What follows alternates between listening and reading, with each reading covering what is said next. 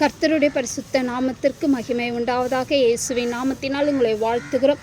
இந்த நாளில் நாம் தியானிக்கும்படியாக தெரிந்து கொள்ளப்பட்ட வேத பகுதி சங்கீதம் 29:11. கர்த்தர் தமது ஜனத்திற்கு பலன் கொடுப்பார், கர்த்தர் தமது ஜனத்திற்கு சமாதானம் அருளி அவர்களை ஆசிர்வதிப்பார் என்று இந்த வார்த்தை கூறுகிறது. கர்த்தருடைய வார்த்தை சொல்லுகிறது, தம்முடைய ஜனம் அவருடைய பிள்ளைகள், அவர்களுக்கு தேவன் பலன் கொடுக்கிறவராய் இருக்கிறார். எந்தெந்த காரியங்கள் நாம் பலவீனப்பட்டு இருக்கிறோமோ, பண விஷயங்களும் வியாதிகளிலும் குடும்ப காரியங்களிலும் வேலை காரியங்கள் பலவீனம் உள்ளவர்களாய் நீங்கள் சோர்ந்து காணப்படும் போது தேவன் தம்முடைய பிள்ளைகளுக்கு பலனை கொடுக்கிறவராய் காணப்படுகிறார். அவர்களுக்கு சமாதானத்தை அருள்கிறவராய் இருக்கிறார்.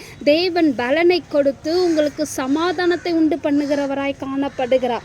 அவர்களை சமாதானம் கொடுப்பது மாத்திரமல்லாமல் அவர்களை ஆசிர்வதிக்கிறவராய் காணப்படுகிறார்.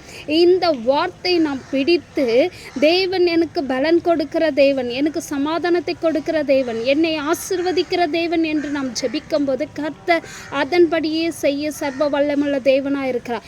இந்த வார்த்தை உங்களுக்கும் உங்கள் குடும்பங்களுக்கும் எல்லா விதங்களையும் உங்களுக்கு ஆசீர்வாதமாய் இருப்பதாக. இந்த வார்த்தையின் பிரகாரம் கர்த்தர் உங்களை ஆசீர்வதிப்பாராக. இயேசுவின் நாமத்தினால் உங்களை வாழ்த்துகிறேன். ஆமென்.